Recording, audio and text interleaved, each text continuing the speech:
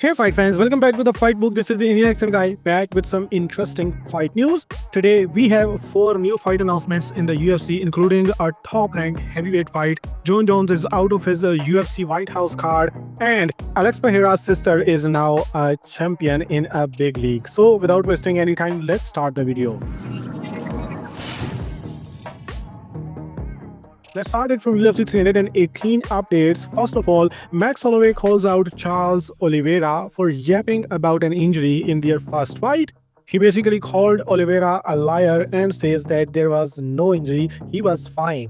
Moreover, Holloway is seeking revenge against Ilia Topuria for knocking him out for the first time in his career. Then Holloway also responds to Ilia Topuria carrying around the BMF belt, the fake BMF belt.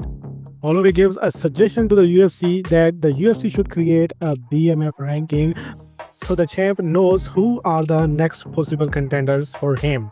That's a brilliant idea. Let's see if UFC even consider it or not. Anyway, Jack Della Maddalena also reacts to Ilia Topuria saying that he is the BMF champion.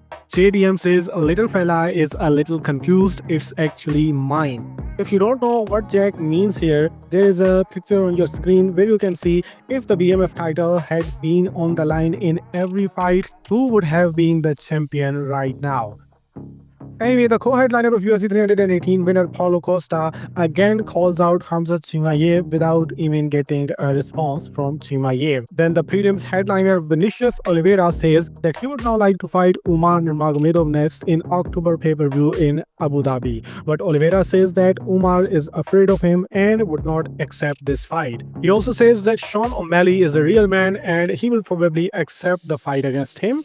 Anyway, that's all new updates from UFC 318 card. And now let's talk about this weekend's UFC Abu Dhabi card headlined by Robert Whittaker vs. Rainier De Ridder. De Ridder had an interview with Submission Radio where he says that he expects to choke out Robert Whittaker at UFC Abu Dhabi. De Ridder also talked about next pay-per-view card headlined by Khamzat vs. DDP and says that he thinks Khamzat cannot finish DDP early and DDP will get it done. He is still hoping Khamzat Chimaev pulls out so he can fill in last minute in the main event of UFC 319. Anyway, he's not the only one who believes Dricus du Plessis, as Israel Adesanya also predicts Dricus du Plessis will beat Khamzat Chimaev by a late finish.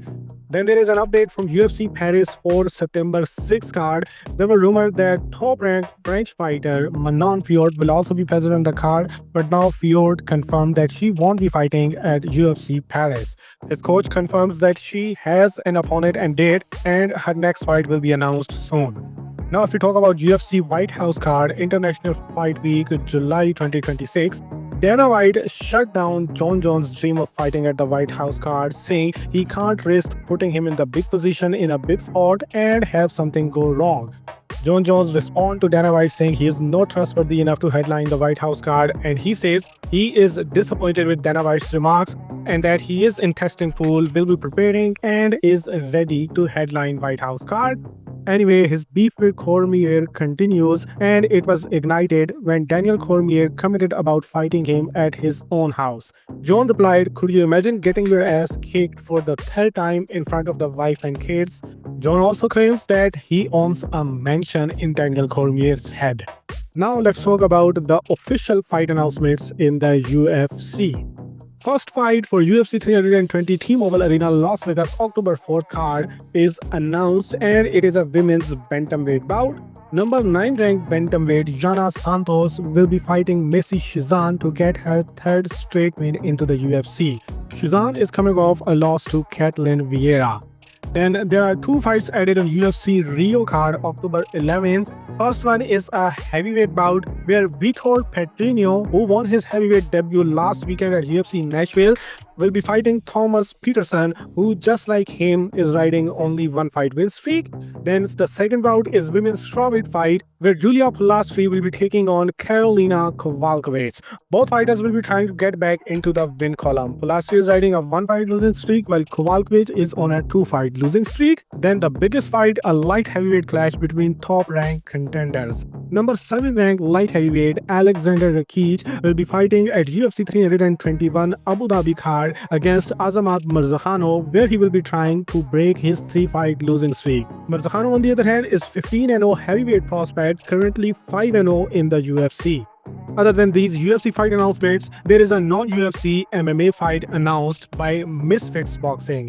Dylan Dennis will finally return to MMA and take on Warren Spencer for the inaugural Misfits MMA light heavyweight title on August 30th, undercard of Darren Till vs Luke Rockhold and Tony Ferguson vs Salt Papi. This will be the first ever MMA match on a Misfits boxing card. Anyway, last night there were two under-the-radar fight cards, one from PFL and one from Karate Combat. In the PFL Cape Town headliner, Castillo Van Steenes puts their champion Johnny Eblen to sleep with 10 seconds left in the 5th round after being down on all the scorecards.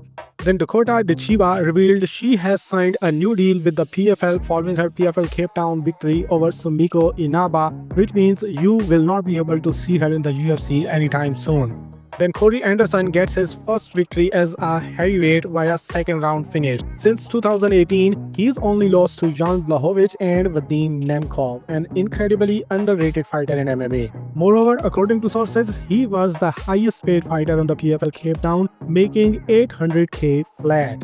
Anyway, former Bellator featherweight champion AJ McKee is also successful in his return to the featherweight division.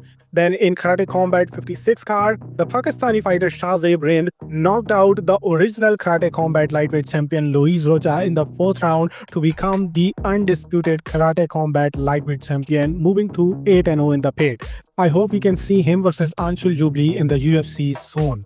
Then Alex Pereira's little sister Aline Pereira in the co-headliner becomes the Karate Combat Women's Flyweight Champion in only her 3rd fight in the pit, winning the fight by a unanimous decision and moving to 3-0 in the pit.